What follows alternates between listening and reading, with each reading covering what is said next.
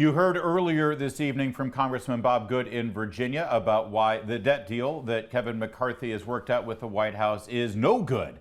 So let's hear the other side of that conversation with Congressman Dusty Johnson of South Dakota, who says that pragmatic Republicans should be on board with this. Congressman, thanks for joining us. You know, no one ever wins awards or headlines in this town by being pragmatic.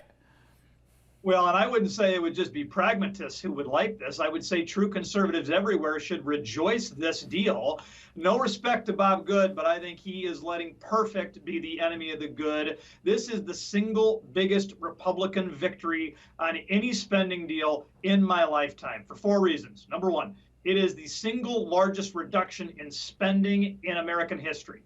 Number two, it is the single largest rescission or clawback of money from the executive branch in American history. In fact, it's bigger than all rescissions in the past combined. Number three, this will unlock American energy because of streamlined environmental siting to a greater degree than we have seen since 1970.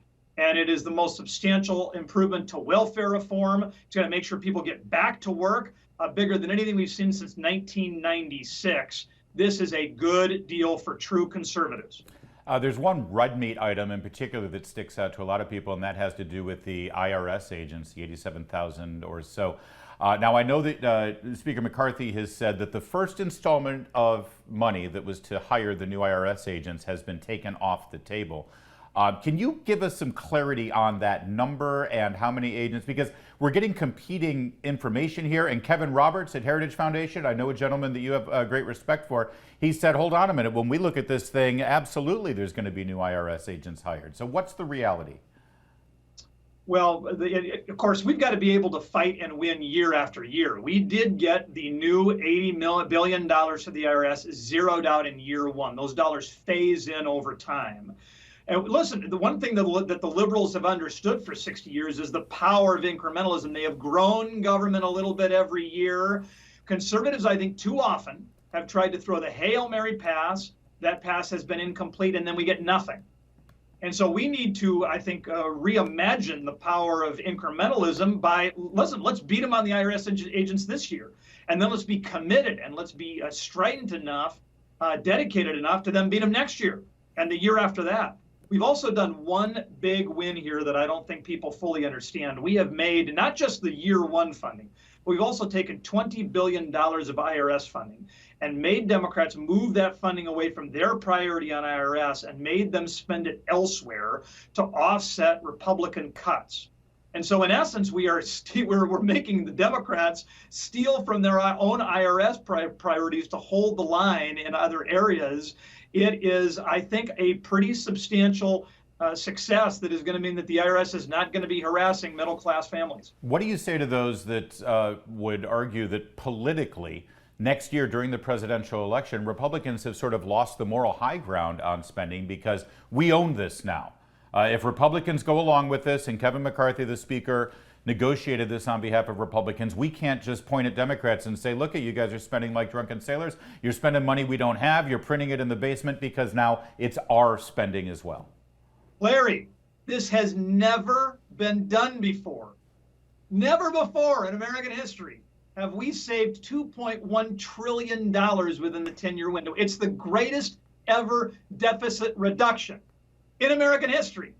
I will run on that all day long because when the Democrats had one-party control, they were able to do the American Rescue Plan that I voted against, $1.9 trillion. They were able to do the Inflation Reduction Act that I voted against, $1.5 trillion. They were able to do the Omnibus at $1.7 trillion that I voted against.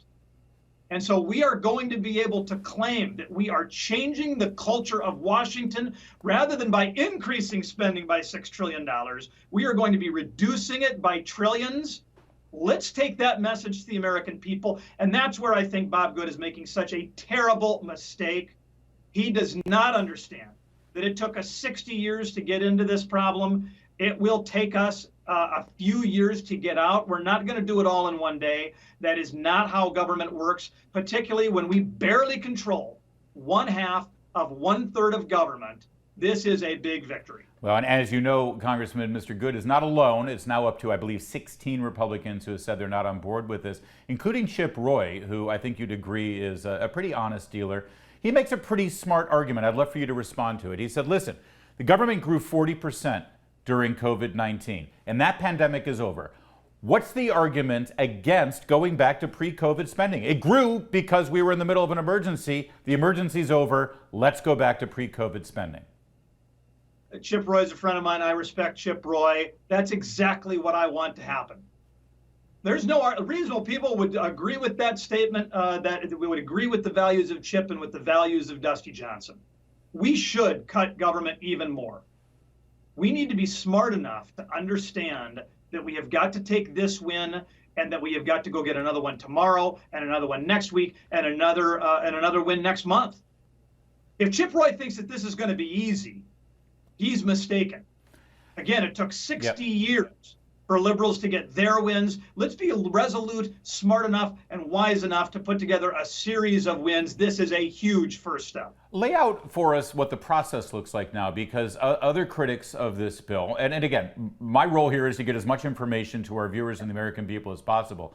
They'll say, listen, you've now given a $4 trillion expansion to the debt limit. That takes us past next year into 2025. That means Republicans can't keep coming back to Biden saying, we can't spend anymore. We're hitting the ceiling. You know, every time you hit that ceiling, it means you get to negotiate down more. Now you've lost that window for 2 years. That's exactly right. We're going to, not that we lose the window. We position that window at a time of maximum leverage for Republicans. In November, we're going to win the United States Senate. And in November, I think we have an exceptionally good chance to win the presidency. America will have come together to embrace and to endorse the kind of fiscal responsibility that we are embracing with this deal. They'll understand that this is one step. It's not sufficient. It is one step, and that they are going to vote for us to take a second and third step.